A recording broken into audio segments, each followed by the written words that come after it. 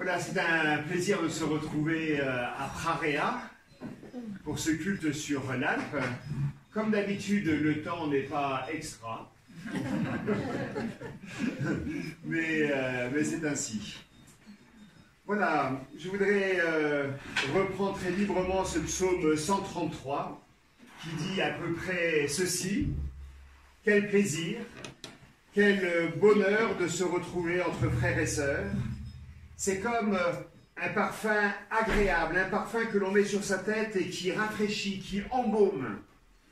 C'est comme la rosée du matin qui annonce une journée magnifique. Oui, se retrouver entre frères et sœurs, c'est le cadeau de Dieu pour nous et c'est sa bénédiction pour chacun. Je vous invite à un temps de prière. Oui, Père éternel, nous voulons te dire notre joie d'être rassemblés, unis les uns aux autres, en communion spirituelle avec cette nuée de témoins qui aujourd'hui se rassemblent sur toute la surface de la terre. Les uns sont dans des temples, les autres dans des chalets d'alpage, d'autres encore sont sur des routes d'exil ou d'exode. Enfin, d'autres sont seuls chez elles ou dans des maisons de retraite. Seigneur, tu es avec chacun et tu es avec tous. Tu es le Père de tous. Tu nous offres maintenant ce temps de repos, ce temps de paix, de silence intérieur. Alors oui, Seigneur, envoie sur nous un souffle de renouveau. Nous savons que tu donnes à chacun la grâce et la paix. Dans le nom de Jésus. Amen.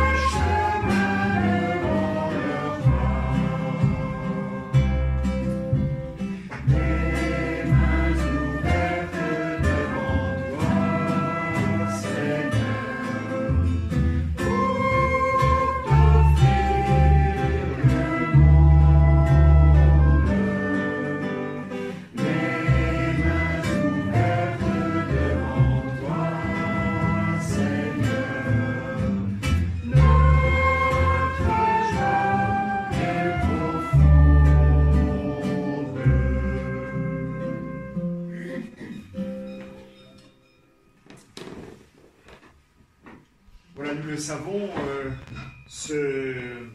Cette épidémie de Covid n'est pas terminée, elle est juste, je dirais, étalée dans le temps maintenant. Mais on peut espérer que le pic, lui, est passé.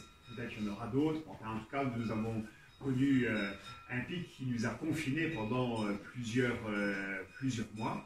Et je voulais consacrer ce culte, une partie de ce culte, à un retour sur ce que vous aviez vécu. Un petit témoignage sur ce que vous aviez vécu.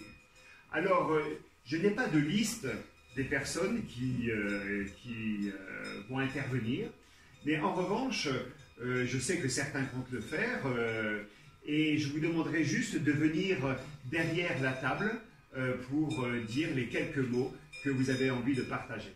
Je laisse mon petit micro ici, comme ça Anne-Charlotte pourra entendre ceux qui prennent la parole.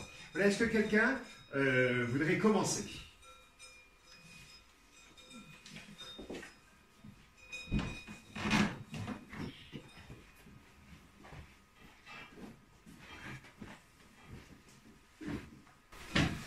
Bon, le confinement, pour moi, c'est pas tout à fait un mot étranger. Comme infirmière, je sais ce que c'est une épidémie et une pandémie. Donc, quand on a eu la nouvelle, pour moi, ça tombait à un moment où j'étais au bout d'une période extrêmement occupée, où j'étais carrément débordée. Et j'ai dit, ouf, parce que j'ai commencé à avoir les rendez-vous qui s'annullaient. Ah, ben il n'y aura pas cette assemblée générale, il n'y aura pas cette rencontre, il n'y aura pas ceci à préparer, on ne va pas aller là-bas. Et puis moi, je me suis dit, chic, je vais enfin pouvoir crier, faire de l'ordre, débarrasser, faire le vide.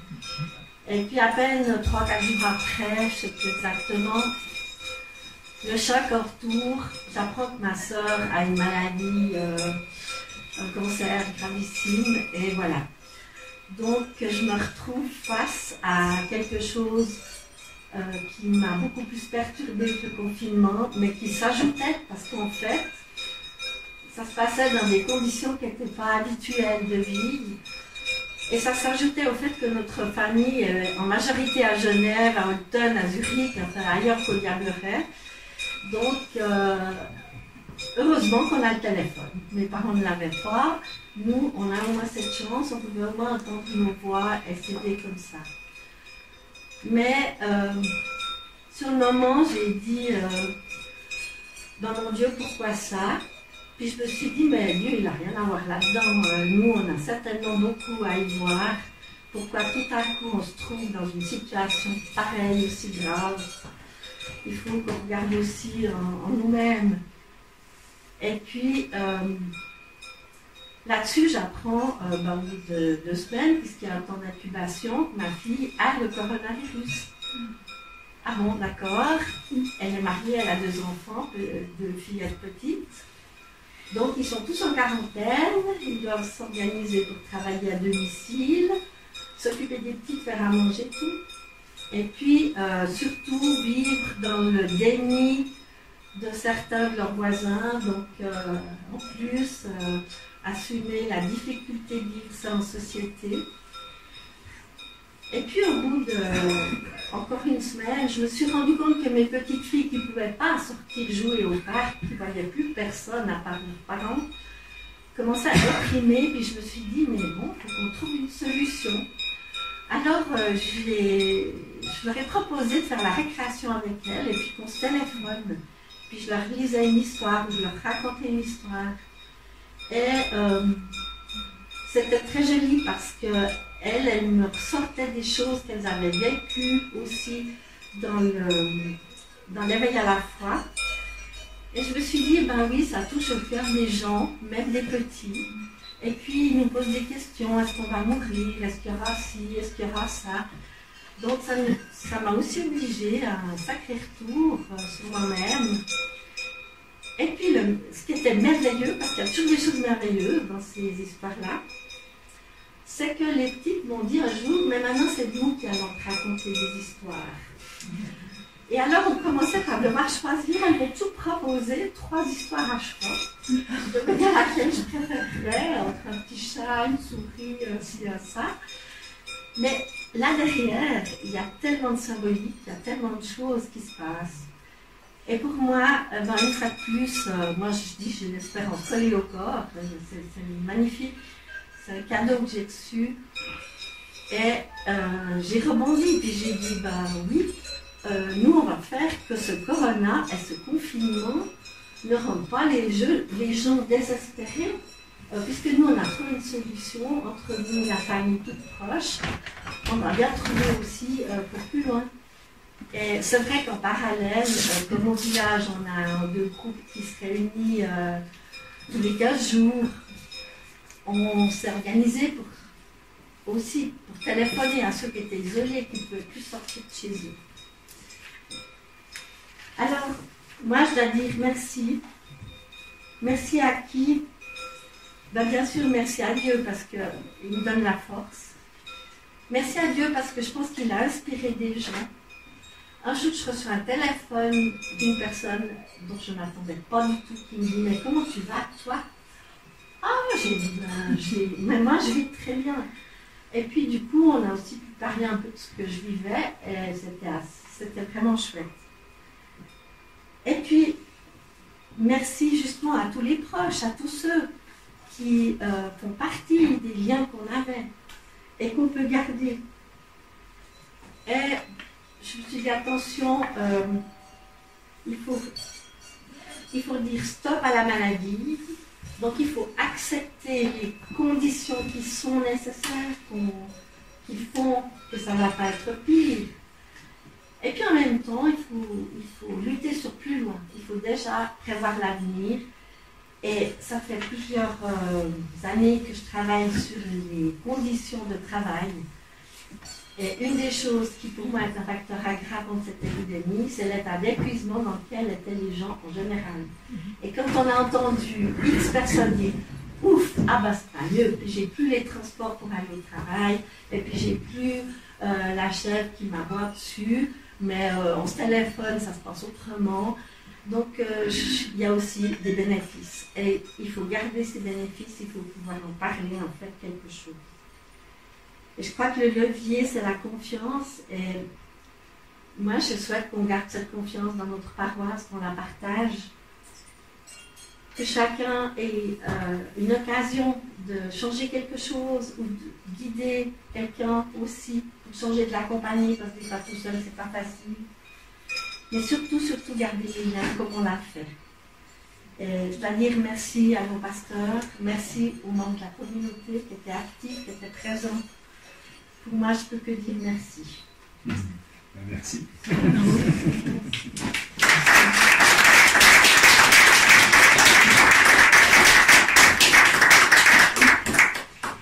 Oui, Juliane. Attention, c'est plein d'obstacles partout.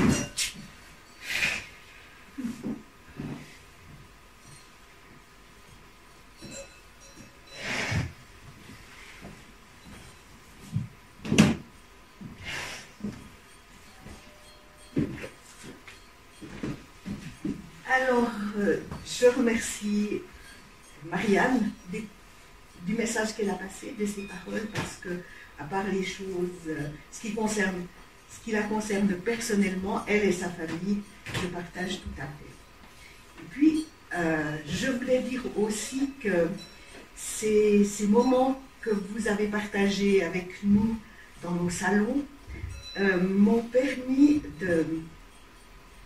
d'écouter plus attentivement qu'à l'église, au fond, et puis de réécouter et de comprendre des choses qui me passaient par-dessus la tête avant. Et je vous remercie. Et puis, j'ai commencé à échanger, à partager avec des amis. Alors, j'ai une amie très chère, une contemporaine, qui habite à Vuitbeuf. Et je voudrais juste dire qu'il y a un hasard extraordinaire, c'est que la famille de Jean-Charles et Ghislaine André ont été missionnaires en Côte d'Ivoire. Moi, j'ai vécu de nombreuses années au Congo. D'abord, c'est moi qui suis partie, on ne se connaissait pas du tout, mais quand on est rentré en Suisse, on a atterri, les deux familles, on a atterri dans un village du pied du Jura qui s'appelle Vuitbeuf. Et Jean-Charles a fait le catet à une des filles de mon ami. Donc, il y avait déjà quelque chose. Donc, Rosemarie, c'est le nom de mon amie, elle a écrit cette lettre parce que j'ai partagé tout ce que vous avez envoyé. Pour monsieur et madame Frédéric et Nicole Keller, pasteur. Madame, monsieur, durant ces difficiles semaines de strict confinement, mon amie Juliane m'a associée à votre communauté de prière. Sans sortir, sans sortir. Les messages d'espoir accompagnés de superbes vues de votre belle région, ainsi que la musique et les chœurs, m'ont donné beaucoup de joie et de bonheur. Une énergie et une sérénité que j'ai à mon tour partagée. Je tiens à vous remercier chaleureusement de votre magnifique et généreuse initiative et suis consciente de l'ampleur de la tâche que cela a nécessité. Je tiens également à remercier Madame la pasteur Solange Pellet pour ses psaumes et prières si magnifiquement illustrés. Ces messages forts et bien choisis nous encouragent, rassurent, interpellent. Je les partage également autour de moi. Je les attends avec impatience et plaisir et serai heureuse d'en disposer en tout temps en version papier. Merci à tous ceux et celles par qui cet élan de solidarité et d'amour est possible. Merci à celui qui est en haut. Merci à vous tous, gens d'en haut. Bien cordialement, Rosemarie Schwab. Voilà. Merci. Ça. Et puis, j'ai encore, puisque j'ai parlé d'Afrique, j'ai partagé avec des amis du Togo et du Congo. Alors, je n'ai pas de retour de mes amis du Togo. Je ne sais pas, depuis quelque temps, ils ne donnent plus signe de vie, j'espère que ça va bien. Mais ces amis du Togo ont aussi une relation avec quelqu'un d'ici, à part moi. C'est que quand je suis allée travailler, parce que je faisais de la formation d'enseignants dans ces différents pays, je me suis liée d'amitié avec une inspectrice dont le mari est pasteur, et il était boursier de l'EPER, et son parrain, c'était le pasteur Legler, le papa de Marianne. C'est vraiment là. Alors, il a beaucoup apprécié, mais je n'ai pas de retour. Maintenant, depuis le Congo, moi j'y suis allée en 1964, donc, puis après je suis revenue en Suisse et depuis 1987, j'y vais régulièrement, faire de la formation toujours. Alors, j'ai un retour d'un ami très cher qui est enseignant. Révérend pasteur Frédéric, Madame Nicole.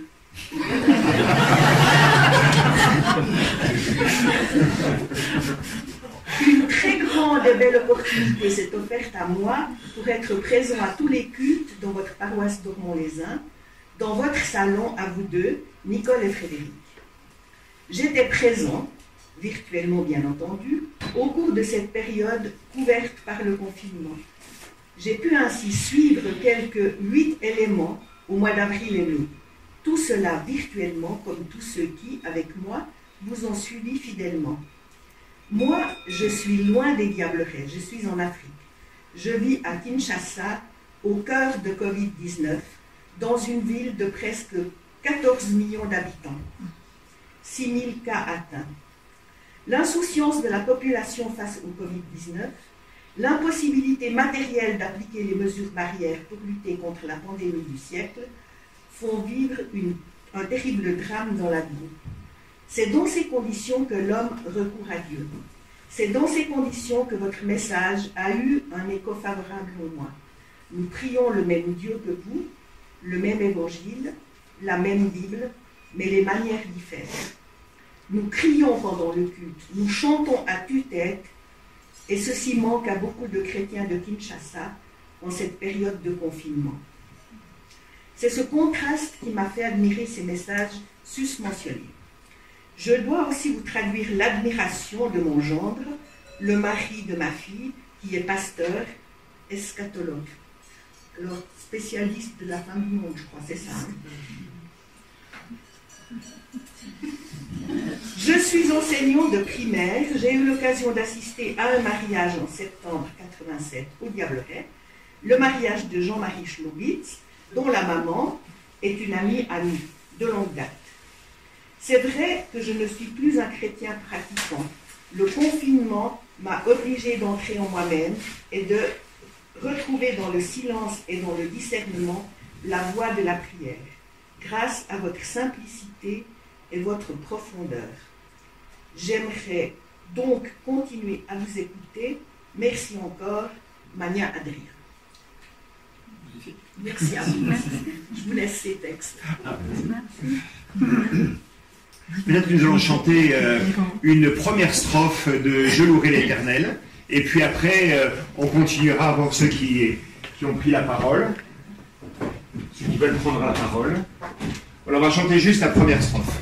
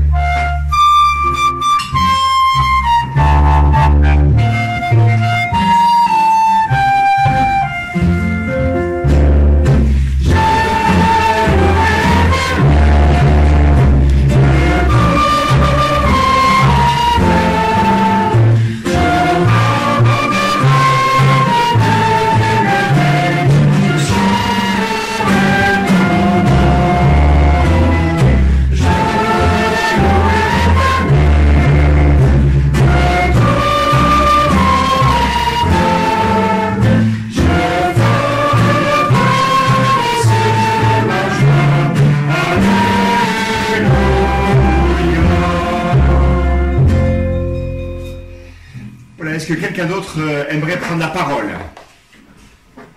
Alors, attends, Suzanne, il y a Isabelle qui s'est levée d'abord, et puis après, voilà. Tu ne pouvais pas voir ce qui se passait derrière toi.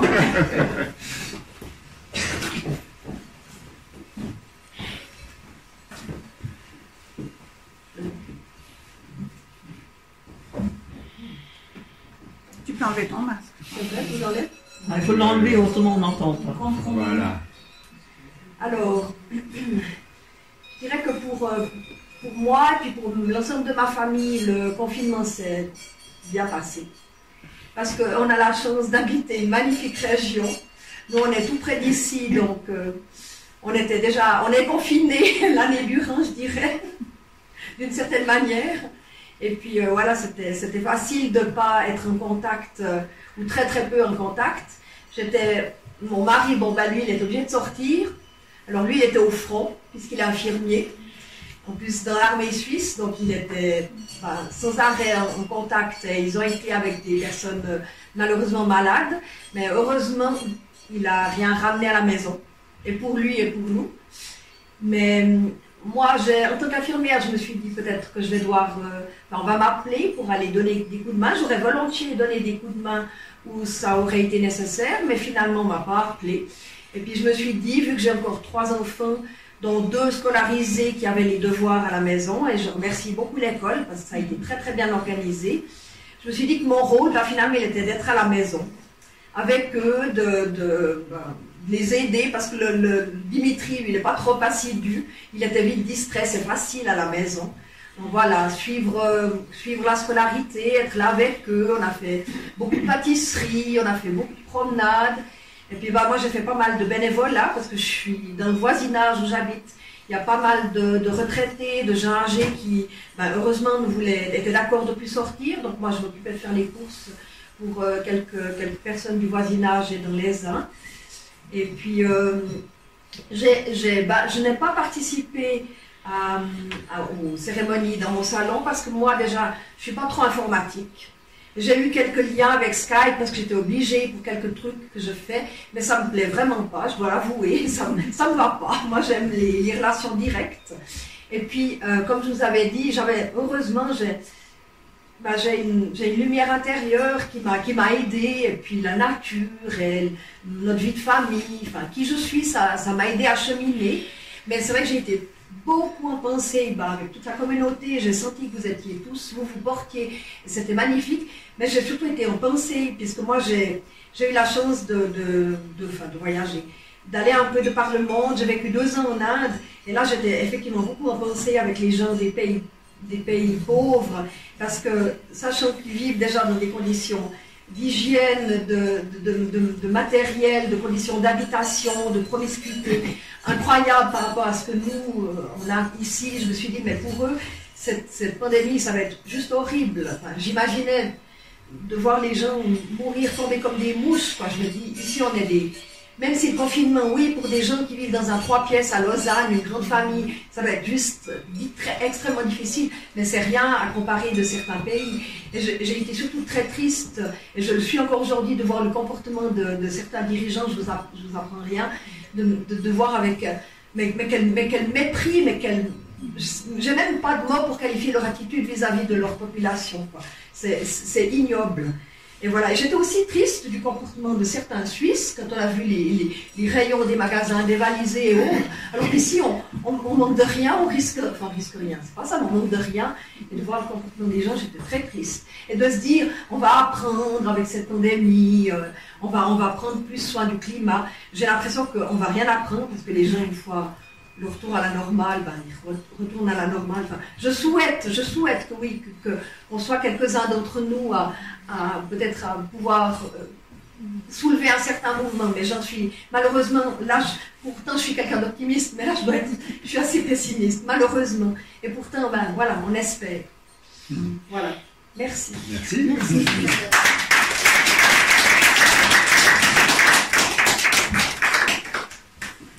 Suzanne.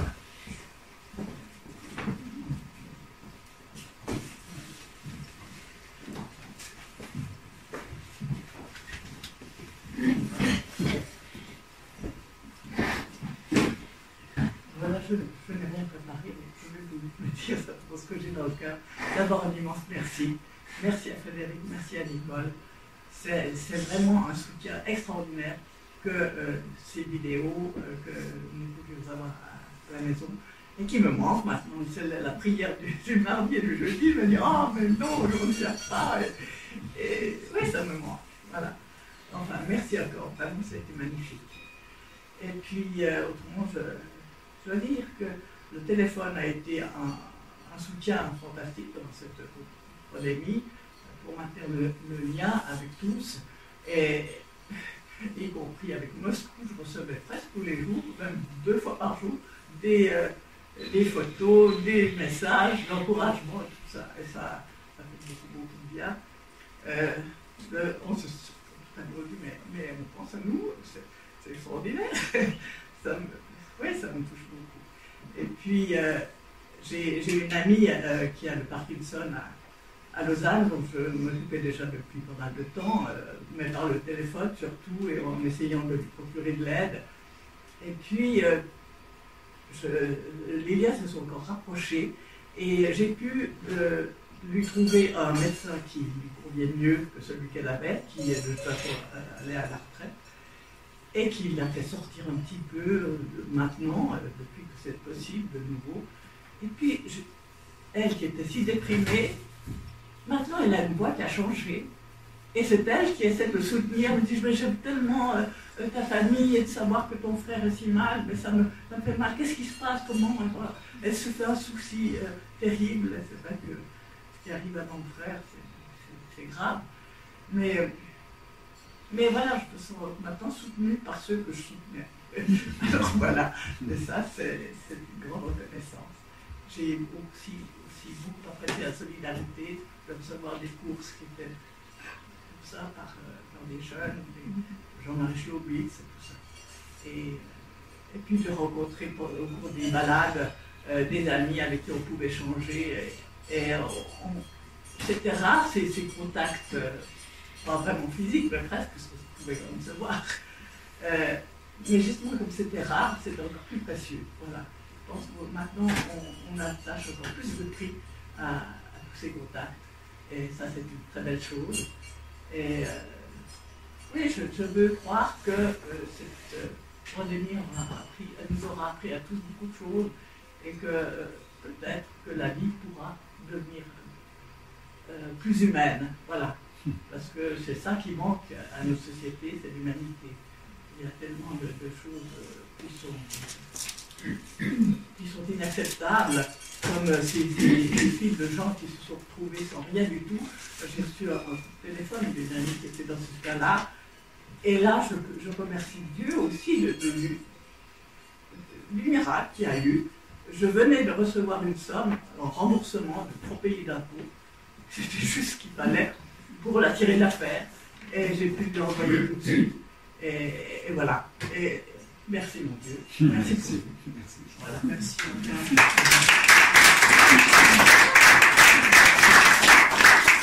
Alors, on va chanter la seconde strophe. Dieu l'Éternel est roi.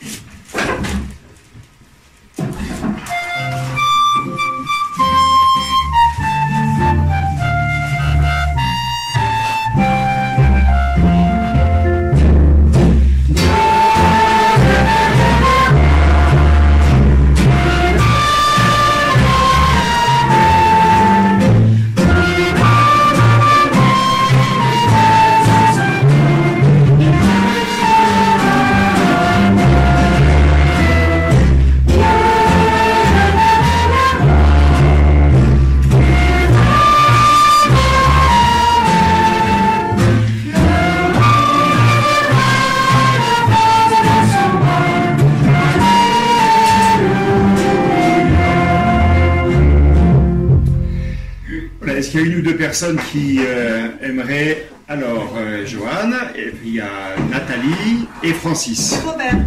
Et Robert. Alors, on va faire d'abord Joanne et puis Nathalie, puis ensuite Robert et Francis. Moi, j'aimerais juste partager un moment de gratitude que j'ai eu pendant le confinement. C'était le jour que ma petite était finalement hospitalisée.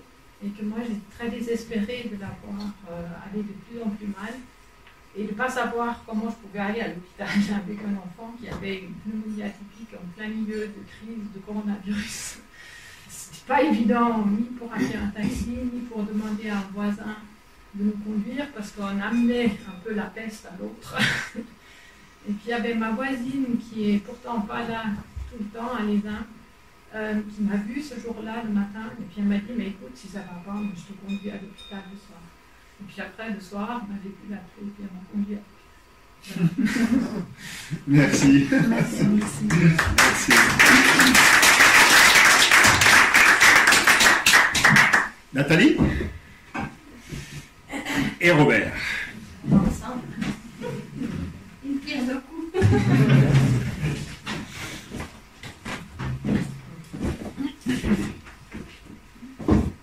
Je commencerai avant Nathalie.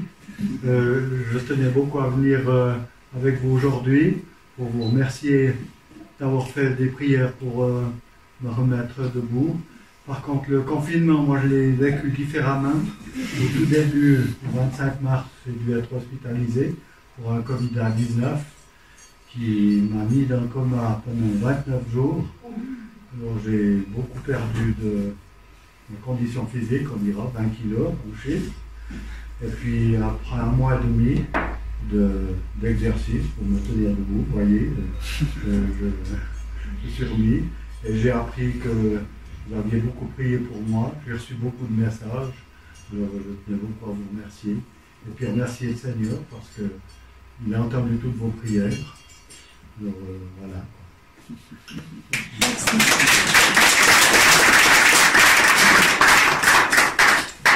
Eh bien, moi, j'ai pas grand-chose à dire parce que toutes ces personnes ont parlé très bien. C'est vrai qu'on a été très entourés. En tout cas, merci Suzanne et Pierre parce qu'ils ont été vraiment beaucoup là, vous tous aussi, mais c'est encore une autre relation. Merci beaucoup d'avoir prié, d'avoir pensé à nous, d'avoir mis des messages. Merci aussi à Nicole parce que j'ai pu aller voir mercredi.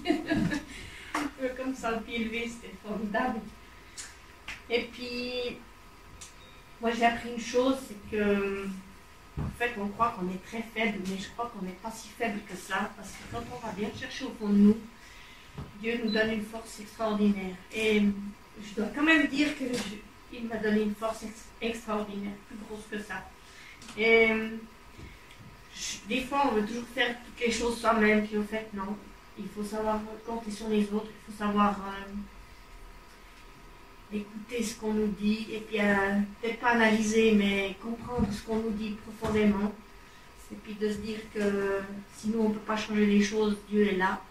Les gens autour de nous sont là pour nous faire comprendre des choses, pour nous aider et pour nous redonner beaucoup de courage. Et j'ai dû en avoir beaucoup de courage, j'ai dû en recevoir beaucoup parce que en fait, c'était très mal parti. Oui, c'est compliqué. Hein. Une entreprise, elle a dû reprendre non, mais même pas ça. Même ça pas a fait ça. des soucis. Mais quand il est parti à l'hôpital, sur le jour même, j'avais tellement de colère après lui. J'avais tellement de colère. Les premiers jours, j'avais énormément de colère. J'avais que ça. Et puis, après, par les nouvelles des médecins qui nous donnaient tous les jours, ma colère tombait, mais mon désespoir, il faisait surface. Et puis après, j'ai entendu que plein de monde dans la région priait pour Robert, pour nous. Ça m'a redonné du courage, ça m'a donné envie d'aller piocher dans ma Bible, de lire, de trouver des textes qui me renforçaient. Et ça m'a énormément aidé. Et je peux vous dire que des fois, quand il nous téléphone à n'importe quelle heure pour nous dire que ça allait plus du tout, qu'est-ce qu'on décidait de faire pour Robert, je me levais, j'allais à la cuisine, je me mettais ma tasse de café. Et puis, j'ai toujours eu des signes extraordinaires. J'ai toujours su à un moment donné un message, une image. J'avais un pic qui venait le matin sur le bord de ma fenêtre et il piquait le bois. Il restait là, il me regardait, il restait là. J'ai eu tellement de signes de ce genre. J'ai eu les mésanges qui venaient. Jamais dans cette petite maison. Elles sont arrivées dans cette petite maison un matin. Je me disais, mais ça, si c'est pas un signe, il n'y a plus rien du tout. Et en fait, ce qu'on a vécu, ça m'a ravivé ma foi beaucoup plus fort que ce que je pensais que j'avais déjà. Et puis voilà, je peux que dire merci Dieu, merci Seigneur Jésus, et puis merci à vous tous. Et puis qu'on continue de se tenir tous les coudes, parce qu'au fait, ce qu'on vit là, c'est peut-être que le début du commencement. Donc il faut qu'on soit solidaires, qu'on pense les uns aux autres, puis pas qu'à son petit confort. Et puis des fois, c'est pas toujours drôle, mais ça fait tellement plaisir d'être ensemble de nouveau, qu'ils soient bien vivants, qu'ils soient de nouveau gais et avec la joie au cœur. Voilà. Merci à vous tous.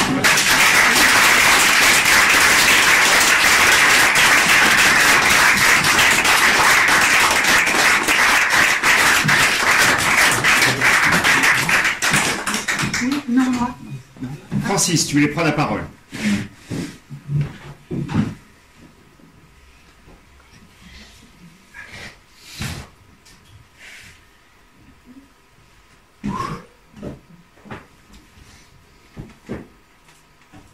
Comme ça, là. Oh, tu peux laisser là, je pense que ça va. Ça va aller. Alors moi, je viens vous dire que j'ai pas passé par des moments difficiles, mais par des moments heureux. Parce que je viens ici, je suis ici pour me reposer, et le fait qu'il y ait eu le coronavirus a fait que le CMS m'a fourni le repas de midi avec un micro-ondes qui est venu vraiment du ciel. J'ai payé pas cher. Et puis, grâce à ça, c'est en train de se faire, mais je suis quelqu'un qui va être complètement autonome de notre mère. Vous ne savez pas ce que ça veut dire. Ça veut dire que, oui, je deviens quelqu'un, j'arrive à vivre tout seul et puis m'assumer. Même l'argent, au début de l'année, j'ai une facture, puis j'ai téléphoné à ma curatrice. J'ai dit, mais 368 francs pour retirer de l'argent par année, c'est énorme.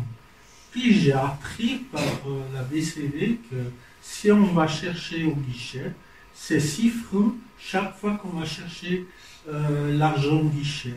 Et j'ai appris à faire la comptabilité toute simple, c'est d'acheter 66 billets de 10 francs et puis de les mettre dans des enveloppes. Enveloppe pour ça, enveloppe pour ci, enveloppe pour ça. Et puis maintenant ça marche tellement bien que je vous remercie de vos prières et tout ça. Même Pierre, qui me connaît très bien depuis très très longtemps, on s'est croisés, c'est-à-dire lui il était dans la broye, moi je suis venu sur la rivière. Alors voilà, grâce à Chaudelin. Voilà tout ce que je voulais dire. Merci beaucoup.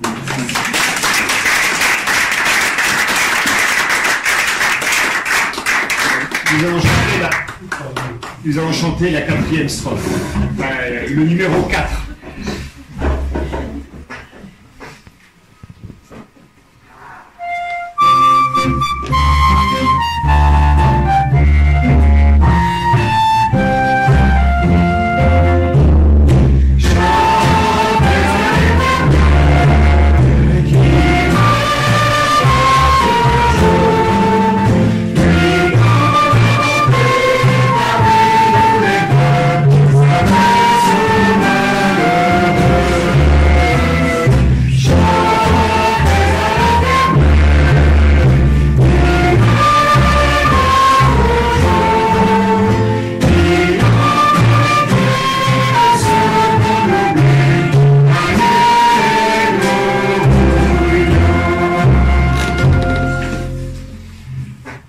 Cette période de confinement, il y a eu, l'Église était engagée dans plusieurs secteurs, notamment avec les communes pour la distribution de courses.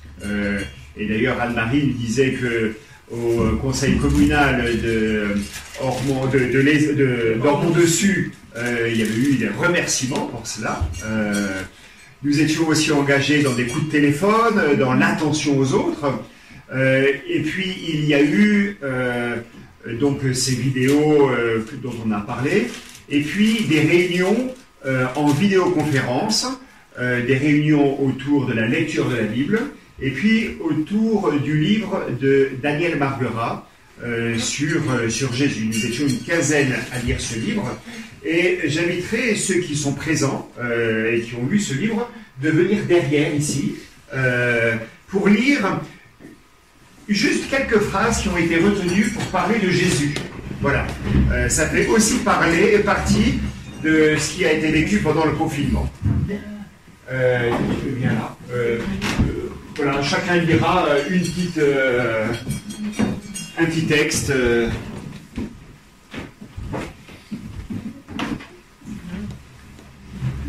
Cherchez pas le vôtre, hein, vous lisez juste un.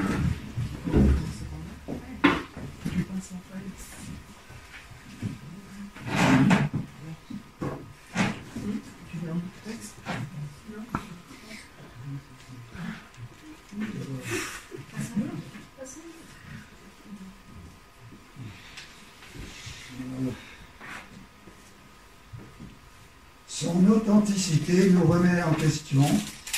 Il est fidèle à sa vocation, il a confiance en son Père, même dans l'adversité. Authentique dans ses paroles et dans ses actes. Celui qui est suffisamment libre pour se donner totalement. Jésus, c'est l'amour qui va jusqu'au fond du mal et en revient. La volonté d'effacement et d'abaissement de Jésus et son extravagante générosité d'amour qui surpasse tout ce qu'on peut imaginer. Amour, honnêteté, courage, authenticité.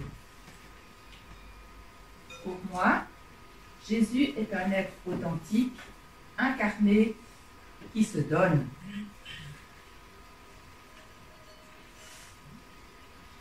Je suis le chemin, la vérité, la vie.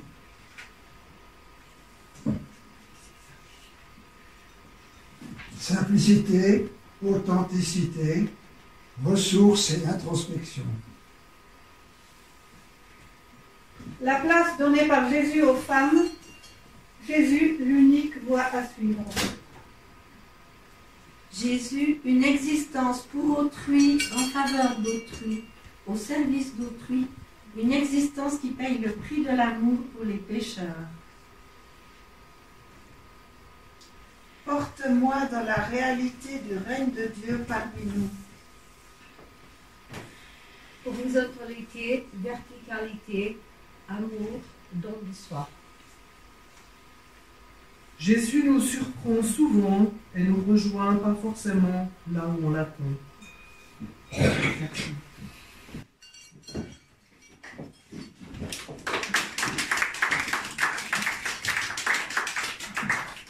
Voilà, nous allons chanter la dernière strophe, peut-être en se levant, mais avant, je voudrais juste qu'on ait un petit moment de prière. Oui, Père éternel, nous voulons te dire merci pour les signes de ta présence dans le monde et dans l'existence de chacune et de chacun. C'est vrai que dans cette période d'épreuve, de deuil pour certains, d'angoisse, eh bien, tu as été présent et tu as montré combien tu agissais mystérieusement, parfois directement dans les cœurs pour donner la force, pour donner le courage, parfois par le biais de tes enfants pour manifester ton attention à chacun. De mille manières, Seigneur, tu interviens dans la vie des hommes. Donne-nous de savoir être reconnaissants. Donne-nous de savoir discerner les signes de ta présence et donne-nous d'être tes témoins dans le monde. Amen.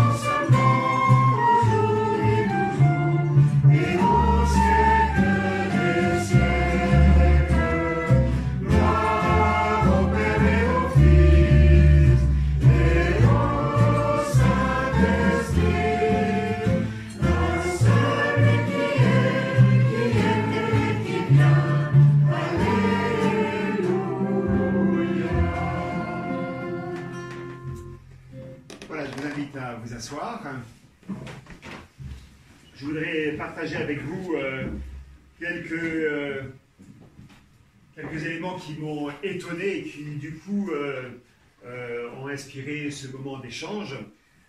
Pendant cette pandémie, moi, ce qui m'a frappé, ce sont des contrastes improbables, tout d'abord. Nous étions dans une logique de mondialisation. Peut-être que chacun déjà envisageait ses vacances à l'autre bout du monde, parce que nous vivons comme dans un monde sans frontières. Et puis, subitement, en un éclair, eh bien, on s'est retrouvé confiné entre les quatre murs de notre maison. Subitement, eh bien, notre monde se rétrécissait à notre maison. Voilà.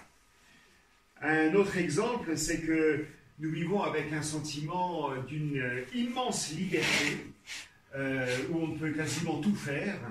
Et puis, subitement, eh bien, notre vie a été extrêmement réglementée. Les piscines, les cinémas, les restaurants, les lieux de culte, tout a fermé. Les déplacements ont été contrôlés, en tout cas les frontières ont été fermées. Les rassemblements interdits. Et il fallait suivre toutes sortes de consignes et de règles. Notre immense liberté est passée en second plan, pour le bien de tous, bien sûr. Mais c'est ainsi. Et puis le dernier exemple concerne la main. La main avec laquelle nous nous saluons. La poignée de main qui nourrit la vie sociale, qui parle d'amitié, qui permet de nous souhaiter une bonne journée. La main avec laquelle nous nous touchons nous manifestons de la tendresse, nous caressons une joue, nous touchons la tête d'un enfant. Cette main est devenue source d'inquiétude. Elle est devenue potentiellement porteuse de virus et donc dangereuse. Surtout, ne touchez aucune autre main. Elle est devenue la main interdite. Même à soi-même, la main est devenue comme étrangère parce qu'il était interdit de se toucher le visage. Fais attention, ne te touche pas le visage. Et vous voyez, je repense à ce texte de l'apôtre Paul qui dit, ben voilà, l'Église est comme un corps où tout se tient, le pied, l'œil, la main, etc. Sauf que là, notre corps était comme morcelé. Il y avait à l'autre bout de nos membres des mains qui pouvaient presque être des mains ennemies. Et du coup, il fallait les désinfecter, ces mains. C'est dire combien elles étaient devenues infectes. Et les mains nous ont vraiment beaucoup occupés ces derniers mois, et il faut continuer. C'est pour ça qu'il y a de l'alcool à l'entrée. Je ne dis pas ça pour dire enfin c'est terminé, parce que ce n'est pas terminé. Mais le fait est que nous avons une relation à nos mains extrêmement complexe. Et du coup, je me suis dit, mais comment parle-t-on des mains dans la Bible? Vous savez qu'il y a dans la Bible beaucoup plus de repas que de prières. Eh bien, il y a au moins 3 fois plus de mentions de mains qu'il y a de mentions de repas. On en parle 600 fois des mains dans la Bible. Alors, je voudrais commencer par un certain nombre de livres qui parlent des émotions. Il y a des livres où les auteurs parlent de ce qu'ils vivent, de leur révolte, de leur plainte, comme je pense au livre des Psaumes ou celui de Job. Là-bas, dans ces livres-là, la main est une main d'abord qui menace. C'est une main qu'on lève contre son frère, contre sa sœur. C'est même une main que l'on peut lever contre Dieu dans la révolte. Les mains sont aussi là comme étant des mains qui appellent au secours. Les mains supplient Dieu pour quémander l'attention, la libération. Je lève mes mains, que ta main me vienne en aide, dit le psalmiste. Et vous le savez, Dieu entend, il intervient, il donne la paix. Nathalie disait, il donne les ressources intérieures, il donne le courage, il permet de traverser le désert. Et du coup, les mains s'arrondissent pour louer Dieu et rendre grâce. Les psalmistes, Job, bien des personnages bibliques ont expérimenté le salut de Dieu comme on vient de le faire ce matin. Et c'est ce salut passé, ce salut présent, cette certitude d'être accompagné par Dieu qui nourrit la confiance. Et il est dit, tu me donnes le bouclier de ton salut, ta main droite me soutient, et je deviens grand par ta bonté. Là, Dieu nous élève, je deviens grand par ta bonté. C'est par sa main puissante qu'Israël est libéré de l'esclavage en Égypte. Moïse étend sa main sur la mer et elle s'écarte. Il prend son bâton dans sa main et des prodiges se manifestent. Et puis il descend du mont Horeb tenant dans les mains la loi de Dieu. La main, c'est la main de l'alliance que Dieu passe avec l'humanité et par lequel il agit. Et du coup, le peuple manifeste sa reconnaissance par des mains ouvertes qui apportent l'offrande, qui apportent la louange. Dans le Nouveau Testament, les mains de Dieu sont à l'œuvre à travers celles du Christ. Ce sont les mains de Jésus qui incarnent les mains de Dieu. Et les mains du Christ agissent en son nom, rendent visible son amour, sa compassion, expriment aussi son autorité sur le mal et sur la maladie. Les mains du Christ relèvent, elles consolent, elles pardonnent, elles redonnent vie. Et à travers Jésus, c'est Dieu lui-même qui tend ses mains vers les hommes et vers les femmes pour les sauver. Et Jean dira, le Père a remis toutes choses entre ses mains, entre les mains du Christ. Et du coup, la relation entre Dieu et les hommes se fait extrêmement proche. C'est une relation physique, parce que à travers Jésus, c'est Dieu qui pose la main sur ses enfants, sur les femmes, sur les enfants, sur les parias de la société. Et c'est lui qui, tout en douceur, remet debout, redonne la dignité, redonne la capacité de voir, d'entendre, d'être tout simplement inséré dans la vie sociale. Et puis, les mains de Jésus vont rompre le pain dans un geste de partage au moment de la multiplication des pains, dans un geste d'alliance au moment de la dernière Sainte Seine. Et puis, ces mains-là seront transpercées, clouées au bois. Et je trouve que c'est étonnant de voir comment, au fond, le fait de clouer les mains de Jésus, c'est comme une manière de prétendre l'empêcher d'agir en faveur des hommes et des femmes. C'est comme l'empêcher de rejoindre les situations concrètes des uns et des autres. Alors ici, vous avez, une partie du rétable d'Isenheim, où les mains du Christ sont complètement déformées. Et je trouve ça incroyable parce que c'est une peinture qui a été faite au moment de la peste.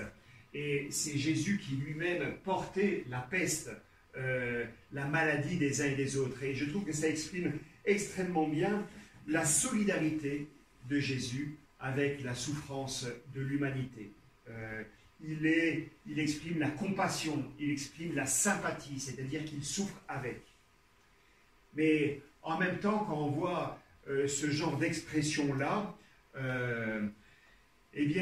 on comprend qu'il y a un renversement qui a lieu. C'est-à-dire que si Jésus rejoint l'humanité dans la détresse, dans la souffrance, dans ses mains tordues, c'est parce qu'en réalité, il y apporte la vie. Et ce retournement de la mort à la vie est exprimé à travers ces mains percées. Les mains percées deviendront ce signe de la mort et de la résurrection, mais ça va devenir aussi un signe de reconnaissance. Et quand il va apparaître aux disciples, il dira « Regardez mes mains et mes pieds, c'est bien moi ». C'est-à-dire qu'il apporte la vie là où il y avait la mort. Et maintenant, les témoins du Christ sont appelés à recevoir l'Esprit Saint par imposition des mains. L'élection qui était autrefois réservée à quelques-uns, quelques apôtres, quelques prophètes, quelques témoins privilégiés, eh bien cette élection maintenant est ouverte à tous ceux qui l'acceptent, à tous ceux qui acceptent l'Esprit Saint, la puissance de l'Esprit dans leur vie. Et les mains des disciples, seront alors les mains des futurs missionnaires. Activés par l'Esprit Saint, les mains des témoins prennent la suite de Jésus. Et le geste accompagnant la parole manifeste le royaume de Dieu en marche.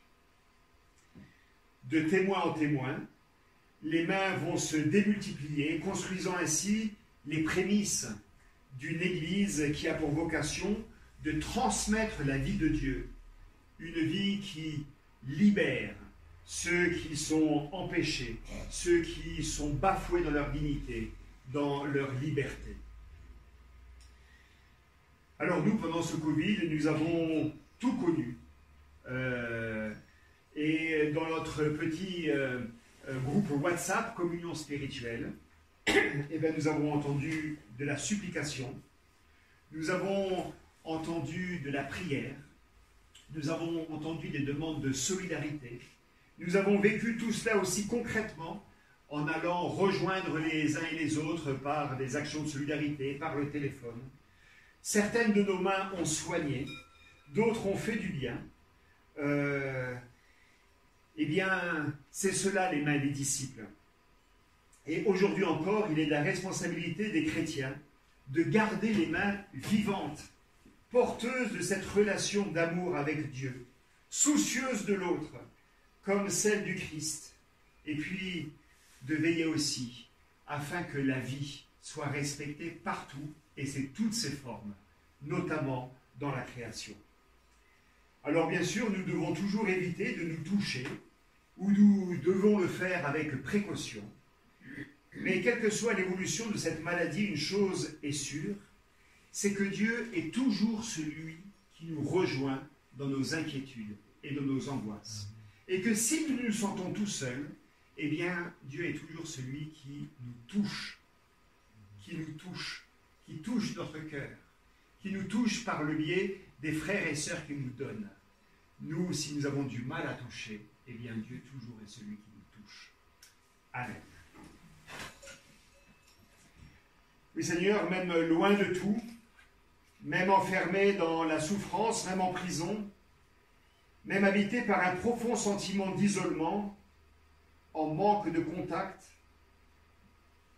toi, Seigneur, tu viens près de chacun et tu poses la main sur tous.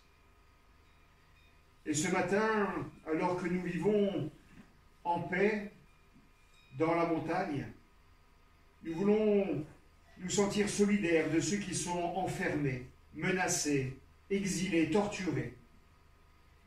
Et nous pensons tout particulièrement aux personnes soutenues par l'ACAT, les lanceurs d'alerte, les journalistes, les personnes qui dénoncent les infractions au droit et à la dignité, les opposants politiques. Et puis nous voulons te prier aussi pour toutes les personnes engagées dans des actions humanitaires, dans les zones de combat, dans les zones d'accueil, ceux qui prennent soin, ceux qui vont sauver. Renouvelle leur force, Seigneur. Donne-leur de ressentir combien ce qu'ils font est important, essentiel. Redonne-leur ou maintiens leur joie du service. Et puis, Seigneur, nous voulons aussi te prier pour tous les chrétiens qui vivent leur foi avec la peur au ventre. Toutes ces églises persécutées, ces familles pourchassées. Seigneur, au secours pour toutes ces personnes-là. Donne-nous aussi de nous sentir solidaires de ces situations particulières. Et avec tous les enfants de Dieu, et je vous invite à vous lever, nous pouvons dire d'une même voix, « Notre Père qui es aux cieux, que ton nom soit sanctifié, que ton règne vienne, que ta volonté soit faite sur la terre comme au ciel. Donne-nous aujourd'hui notre pain de ce jour. Pardonne-nous nos offenses, comme nous pardonnons aussi à ceux qui nous ont offensés. Et ne nous soumets pas à la tentation, mais délivre-nous du mal, car c'est à toi qu'appartiennent le règne, la puissance et la gloire, pour les siècles des siècles. Amen. Et nous allons chanter un dernier chant, celui qui tient la terre dans ses mains.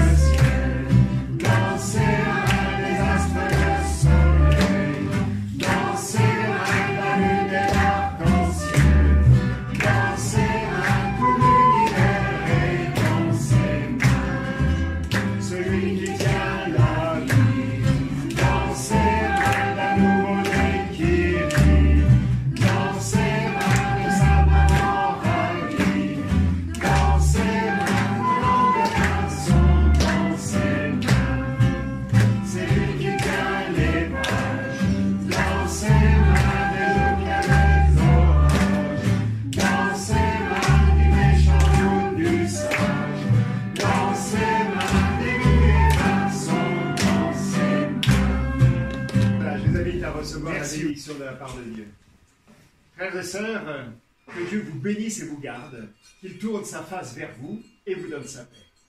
Amen.